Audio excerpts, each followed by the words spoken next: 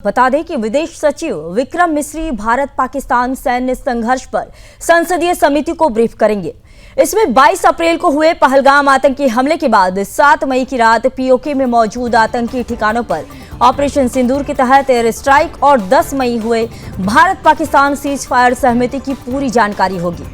भारत ने 23 मिनट में ऑपरेशन सिंदूर को अंजाम दिया था। इसमें 9 आतंकी ठिकाने तबाह किए गए थे। इसके बाद के एक्शन में पाकिस्तानी एयरबेसों को निशाना बनाया गया था। 10 मई की शाम 5 बजे भारत और पाकिस्तान के बीच सीज फायर हो गया। अमेरिकी राष्ट्रपति डोनाल्ड ट्रंप ने एक्स पर इसका ऐलान किया था। दरअसल केंद्र सरकार ने 59 सदस्यों वाली 7 डेलीगेशन की घोषणा की है। इसमें 51 नेता और 8 राजदूत हैं। एनडीए के 31 और 20 दूसरे दलों से हैं, जिसमें 3 कांग्रेस नेता भी हैं। ये डेलीगेशन दुनिया के बड़े देशों, खासकर संयुक्त राष्ट्र सुरक्षा परिषद के सदस्य देशों का दौरा करेंगे, जहां ऑपरेशन सिंदूर और पाकिस्तान प्रायोजित आतंकवाद पर भारत का रुख रखेंगे।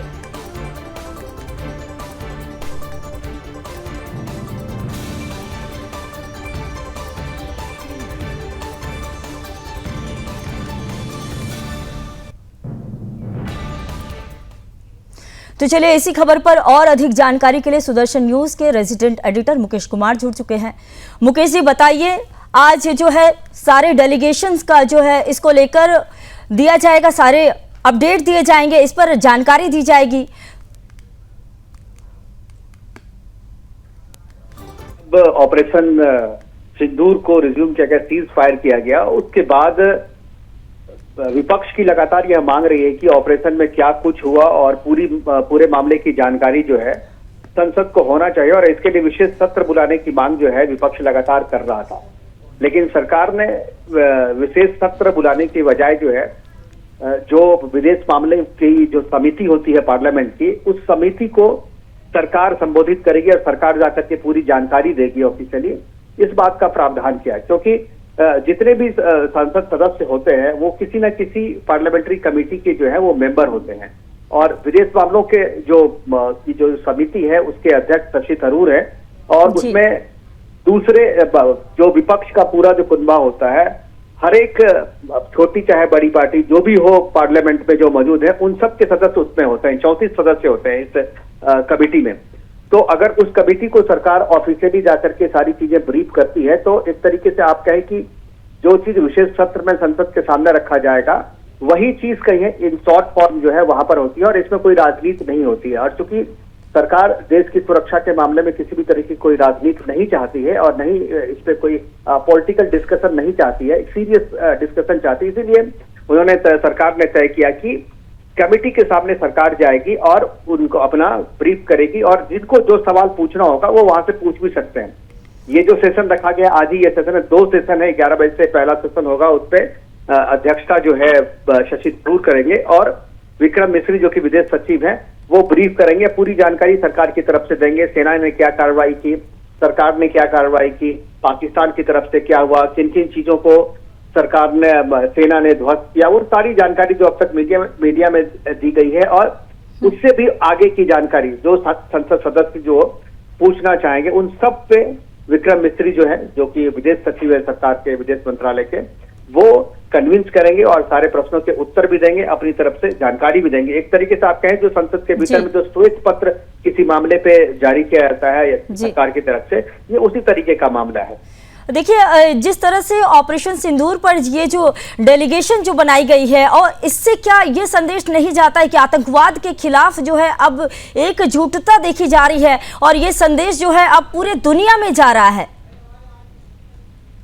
संगीता, देखिए ये दोनों अलग अलग मामला है, लेकिन आप इसको जोड़ करके आप देख सकती हैं क्योंकि एक तो देश के भीतर जो आपका विपक्ष है, जो विपक्षी पार्टियां हैं, उसको ऑपरेशन सिंदूर के बारे में अगर कुछ पूछना है तो उस पे विपक्ष को साथ में लेना सरकार की संवैधानिक जो है वो मजबूरी है और एक संवैधानिक जिम्मेदारी भी है सरकार की कि वो पार्टी देश के भीतर में जितनी भी पार्टियां हैं उन सबको जो है विश्वास में ले और उन्हें बताए कि ऑपरेशन सिंदूर में क्या क्या हुआ। इसके अलावा जो दूसरी जो बात है, जो डेलीगेशन भेजने वाली बात है, वो विश्व पटल पे पाकिस्तान को बेनकाब करने की एक मुहिम की तहत सरकार ने इसे शुरू किया है क्योंकि भारत और पाकिस्तान के बीच में सीज फायर भले ही अब हो गया हो, लेकिन विश्व के देशों को ये बात बताना जरूरी है कि पाकिस्तान एक आतंकवादी स्टेट है, क्योंकि देखिए एक तरफ आप ऑपरेशन सिंदूर आप कर रहे थे, विश्व के देशों का आपका साथ था, और दूसरी तरफ पाकिस्तान को IMF ने जो है लोन दे दिया, $1 बिलियन का जो है वो लोन दिया गया। तो इसको लेकर के भारत का ये स्टैंड है कि पाकिस्तान एक आतंकवादी स्टेट है, ये दुनिया के देशों को बताना जरूरी है। और इसलिए जो डेलीगेशन बनाया गया है, जो यूनाइटेड नेशन के जितने भी मेंबर सदस्य हैं, देश हैं, उन सभी को जाकर के भारत के जो प्रतिनिधि हैं, जो संसदीय प्रतिनिधि मंडल होगा, वो जाकर के वहां पर सरकारी तौर पे ऑफिशियली कन्विंस करेगा और पाकिस्तान को बेनकाब करने की मुहिम करेगा। और यही वजह, ये डेलीगेशन कितना महत्वपूर्ण है और इससे पाकिस्तान के डर गया है, इस बात को आप इस बात से समझ सकते हैं कि पाकिस्तान भी एक काउंटर डेलीगेशन भेज रहा है अपना, और अपनी बात जो है विश्व पटल पर रखेगा। यानी जब भारत ने ऐलान किया कि उसके प्रतिनिधि मंडल जो है वो विश्व के देशों के पास जाकर के पाकिस्तान को बेनकाब करेंगे और बताएंगे कि पाकिस्तान एक आतंकवादी स्टेट है, और इसको जो भी IMF या विश्व के दूसरे जो भी देश या जो संस्था पैसा देती है, उसका इस्तेमाल आतंकवादी घटनाओं को बढ़ाने में किया जाता है। इसको लेकर के पाकिस्तान भी डर गया है, और पाकिस्तान एक काउंटर डेलीगेशन जो है वो बिलावल भुट्टो के नेतृत्व में वो भी भेजने वाला है। तो अब ये पूरी जो लड़ाई है संगीता, ये पूरी लड़ाई है विश्व पटल पे अपने देश की छवि को बना के रखना और पाकिस्तान की आतंकवादी छवि जो है उसे एस्टैब्लिश करने की चुनौती जो है वो भारत के पास है। और इसीलिए ये डेलीगेशन काफी महत्वपूर्ण हो जाता है, जो यूनाइटेड नेशन कंट्री सदस्य देशों के पास जाकर के पाकिस्तान को एक आतंकवादी देश के रूप में एस्टैब्लिश करेगा। और भारत के खिलाफ उसने अब तक कितनी आतंकवादी घटनाएं की, और पुलवामा के बारे में और पुलवामा दोनों जो अब तक जितनी भी घटनाएं हुई उन सब के बारे में विश्व को पूरी जानकारी, एक तरीके से पहले जो डोजियर केवल पाकिस्तान को देता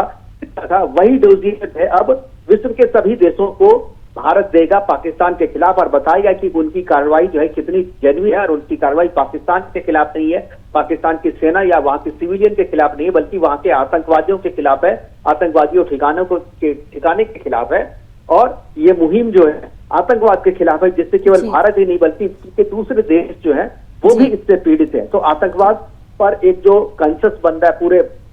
दुनिया के देशों का, जो यूनाइटेड नेशन में भी आतंकवाद के खिलाफ जब चर्चा होती है, तो पूरा देश, जब पूरा विश्व जब कहता है कि हम आतंकवाद के खिलाफ हैं, और पूरा यूरोप आतंकवाद से जूझ रहा है, इस्लामिक आतंकवाद से जूझ रहा है, अमेरिका इस्लामिक आतंकवाद से जूझ रहा है, अफ्रीकन कंट्री इस्लामिक आतंकवाद से जूझ रहा है। तो इन सब के खिलाफ जो है भारत जो है एक लीड लिया है, और अपने इस प्रतिनिधि मंडल के जरिए पाकिस्तान को आतंकवादी देश